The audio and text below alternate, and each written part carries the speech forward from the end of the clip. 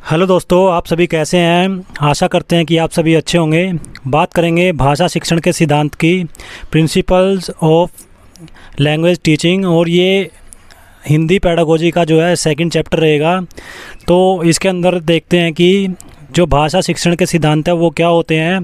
तो भाषा शिक्षण के सिद्धांतों में सबसे पहला जो सिद्धांत आता है वो आता है अभिप्रेरणा एवं रुचि का सिद्धांत, theory of motivation and interest. तो इस सिद्धांत के अनुसार क्या होता है, भाषा तथा उसकी पाठ्य सामग्री के प्रति रुचि उत्पन्न करना आवश्यक है और शिक्षण प्रणालियों का चुनाव बच्चों की रुचि एवं आवश्यकताओं के अनुरूप किया जाना चाहिए। पॉइंट नंबर 2, क्रियाशीलता का सिद्धांत, थ्योरी ऑफ क्रिएटिविटी।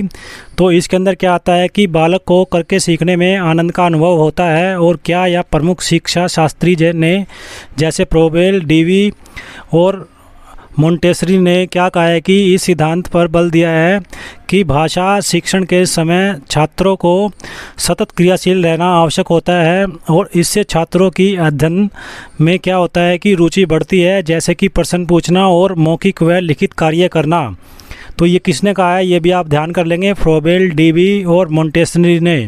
उसके बाद भाषा शिक्षण के सिद्धांत के अंदर तीसरा जो सिद्धांत आता है उसको बोला जाता है अभ्यास का सिद्धांत, थ्योरी ऑफ प्रिंसिपल।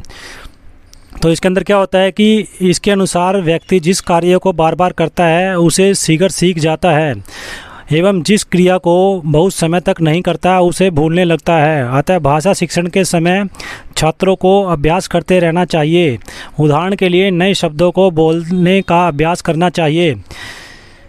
चौथा जो सिद्धांत आता है वो आता है समन्वय का सिद्धांत, थ्योरी ऑफ कोऑर्डिनेशन। इसके अंदर क्या है कि मनोवैज्ञानिकों ने यह सिद्ध किया है कि बच्चे उन विषयों एवं क्रियाओं में अधिक रुचि लेते हैं जिसमें उनमें क्या है कि वास्तविक जीवन से संबंधित वो होती हैं और शिक्षकों के लिए क्या है कि पाठ पढ़ाते समय उसे छात्रों के जीवन से जोड़ने का प्रयास करना चाहिए जिससे छात्र उसे शीघ्रता से ग्रहण कर पाएँ।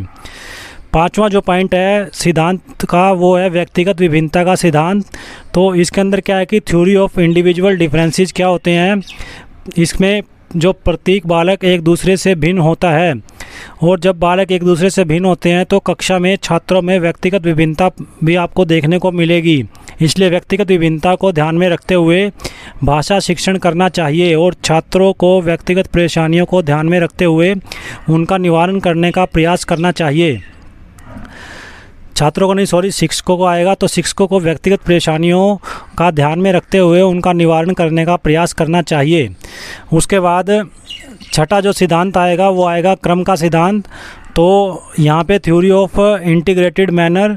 भाषा शिक्षण का मुख्य उद्देश्य छात्रों को भाषा के सभी कौशलों में निपुण करना होना चाहिए, जैसे कि वाचन कौशल, श्रवण कौशल, जिसको सुनना कौशल ही बोल सकते हैं, वाचन मतलब बोलना कौशल का जो उदाहरण है वो, पठन कौशल, पठन कौशल मतलब पढ़ना, लेखन कौशल मतलब लिखना।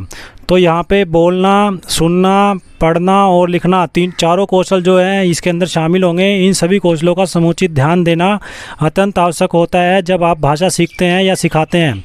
सभी कौशलों को सिखाने का क्रम सही होना चाहिए, अर्थात इन्हें क्रम में लिख लेना चाहिए और इसका जो क्रम इस प्रकार से होगा। तो क्रम किस तरीके से होगा ये भी कई बार क्या है कि सीटेट एग्ज़ाम के अंदर पूछा जाता है कि कौन सा पहले आएगा। तो क्रम इस तरीके से होगा, पहले सुनना आएगा जिसे श्रवण बोलते हैं, उसके बाद वाचन बोलना, उसके बाद पठन पढ़ना और उसके बाद लेखन। तो ये इसकी एक सही प्रक्रिया है, श्रवण, वाचन, पठन और लेखन। उसके बाद बात करते हैं सातवें सिद्धांत की। तो सातवां सिद्धांत है अनुकरण का सिद्धांत, जिसे थ्योरी ऑफ इमिटेशन बोला जाता है। बच्चे अनुकरण द्वारा जल्दी सीखते हैं और बच्चे अपने शिक्षकों के बोलने, लिखने, स्वर, गति आदि का अनुकरण करके वैसे ही सीखने का प्रयत्न भी करते हैं। अतः शिक्षकों को स्वयं अपनी उच्चारण, बोलने की गति, लेखन शुद्धता और स्वच्छ रखना चाहिए। उसके बाद आठवां जो पॉइंट है, आठवां जो सिद्धांत है वो है शिक्षण सूत्रों का सिद्धांत, जिसे थ्योरी ऑफ टीचिंग फार्मूला भी बोला जाता है। तो इसके अंदर क्या होता है कि भाषा शिक्षण के कुछ सूत्र हैं। शिक्षक को भाषा शिक्षण के दौरान इन सूत्रों को ध्यान में रखते हुए शिक्षण कार्य करना चाहिए। इससे छात्रों को सीखने में आसानी होगी और शिक्षण अधिक प्रभावशाली हो पाएगा।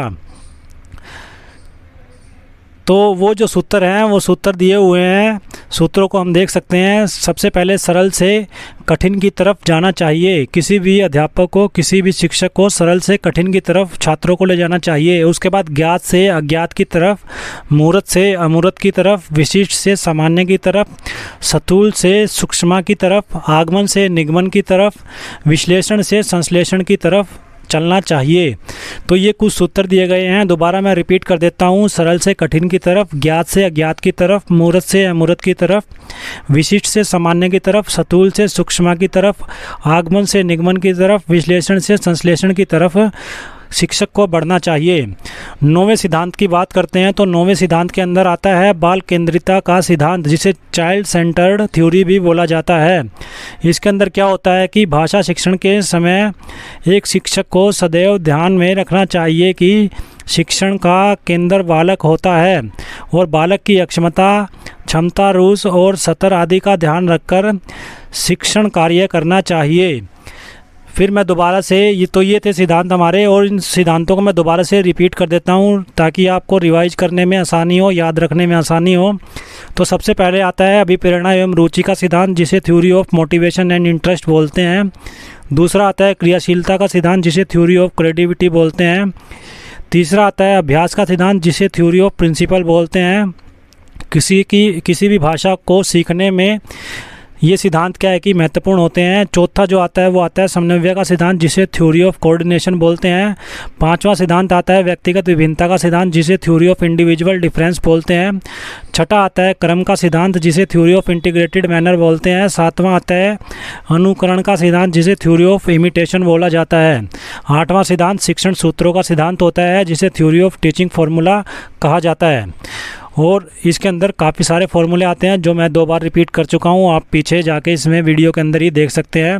उसके बाद 9वां जो सिद्धांत आता है वो आता है बाल केंद्रिता का सिद्धांत, child centred theory.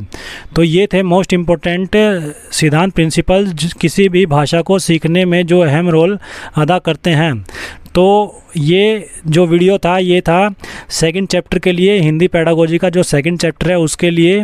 So video को ज़्यादा से ज़्यादा लाइक कीजिए एंड थर्ड चैप्टर के लिए चैनल को सब्सक्राइब करना न भूलें। धन्यवाद।